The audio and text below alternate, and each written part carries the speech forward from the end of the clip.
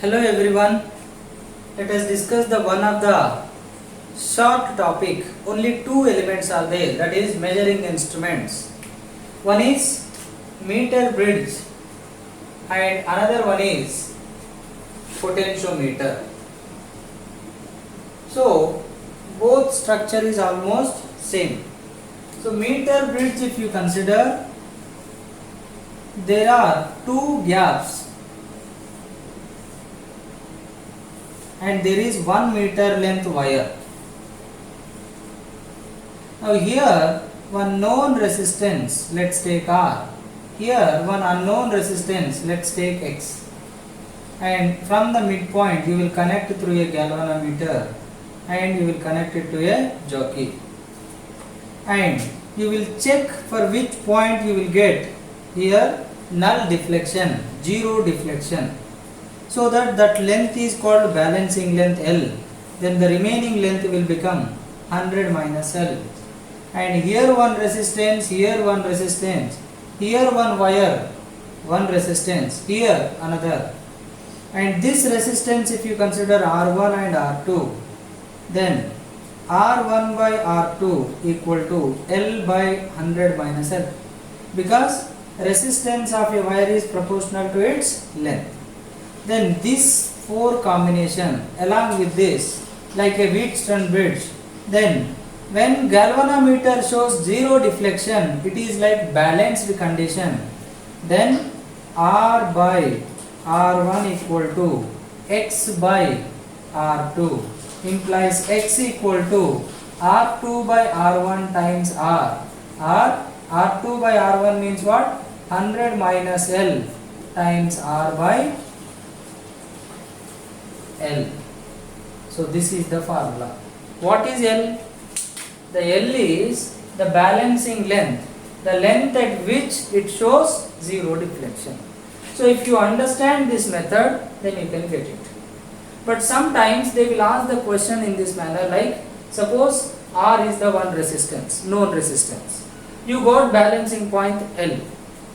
Now you have connected one more resistance in series to this, like R plus some other. Then in place of R, it will become R plus R dash here. Then the new balancing point they may give, and they will ask you what is the unknown resistance, third one. Or they can give you that here in unknown resistance they can connect one more resistance in parallel. Then what is the new balancing point they can ask you. So comparison based type of question they will ask. But this is the only equation. But you have to check whether single resistor is connected in these gaps or any combination is connected. When combination is connected, you take accordingly the value. But this is the formula, where X is unknown resistance, R is known resistance. But here what principle is useful? Wheatstone bridge balanced condition. Similarly, when you consider the potentiometer, that is also similar kind of arrangement. But here the wire is of having greater length, more length. Now if you connect to a battery of EMF epsilon through a plug key, and this resistance you consider as RAB, and this internal resistance if they mention, then take it as small r. Then first thing what they can ask is potential gradient of this potentiometer wire. It is actually like more than one length, 1 meter like this, but I am just representing like a one wire, one length. So the total length I am taking here. So what is the potential gradient means? K, potential per unit length. How to get potential is according to Ohm's law, current in that into resistance RAB. How to get the current is total potential difference by total resistance RAB plus R. So if you go in reverse, first find current, then find potential difference, then divide with length, then you will get what? Potential gradient. So potential gradient means potential difference per unit length. Why we need this one? Because this we use to compare the EMF of two cells. most of the questions will be asked based on that. Like you will take two different cells. So here one connection, here one connection, and here you connect through a galvanometer. Let's take this is epsilon 1, this is epsilon 2. If you connect first this and check the balancing length, then these two are in now parallel, and here zero deflection. So the epsilon 1 is proportional to L1, the corresponding balancing length, because this is nothing but potential difference across this length. Let's take AC. What is the potential difference per unit length? K. What is the potential difference for this small length will become? VAC will become K times AC. What is AC? L1, K L1. And VAC is nothing but how much? Epsilon 1. So epsilon 1 is proportional to what? L1. Similarly, you disconnect and connect to another one, then epsilon 2 is proportional to what? L2. Then epsilon 1 by epsilon 2 equal to L1 by L2.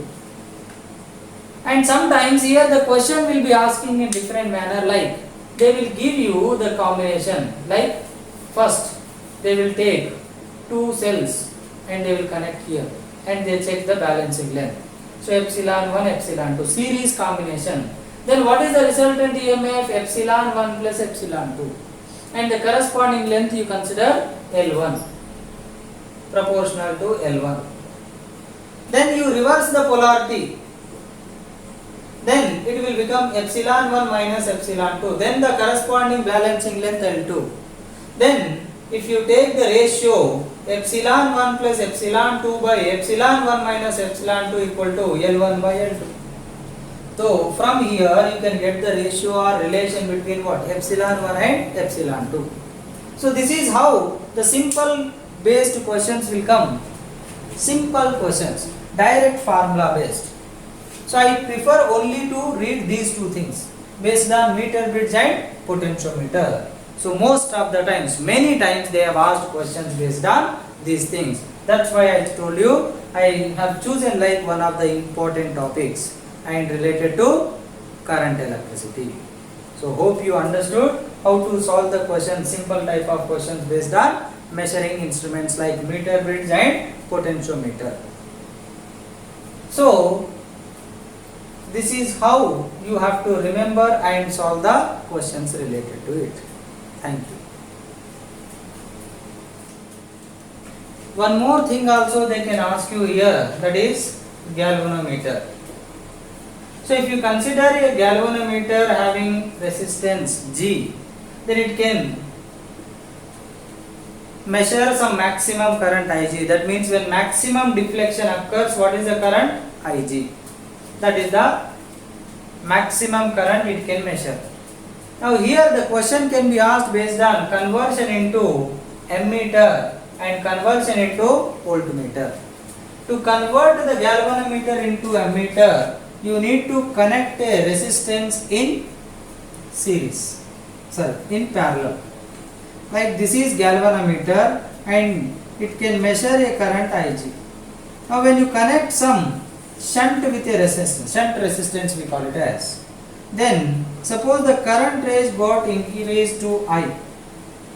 That means Ig current passes through this one and the remaining current passes through this resistance, so that the net current increases. So the range of current we increased, and this conversion we call it as conversion into ammeter. And what is the new range? How do you find it? Here these two are in parallel, so the potential difference must be same. That is I minus Ig times S should be equal to IgG. Then S equal to IgG by I minus Ig. So the shunt resistance to be connected to convert the galvanometer to a ammeter having range I is this much. Similarly, when you consider voltmeter or conversion into voltmeter, you take a galvanometer and connect some resistance in series, so that the net resistance increases, net potential drop increases. Now the whole combination behaves like a resistance of G plus R. but as they are connected in series, current is same. Now the new potential difference range is V equal to IR. So IG times G plus R. And if you want to find out how much resistance to be connected, then V by IG minus G. So based on these two formulas, usually they will ask questions. But here remember one thing, sometimes they will not mention IG, they will say like the maximum deflection, means the current in the galvanometer is like this much when there is a maximum deflection. Then you have to take it as what? IG, because maximum deflection current is nothing but IG. So that is one thing, you remember it. So this is how you work with measuring instruments, meter bits, potentiometer and galvanometer. So hope you all understood how to deal with them. Thank you.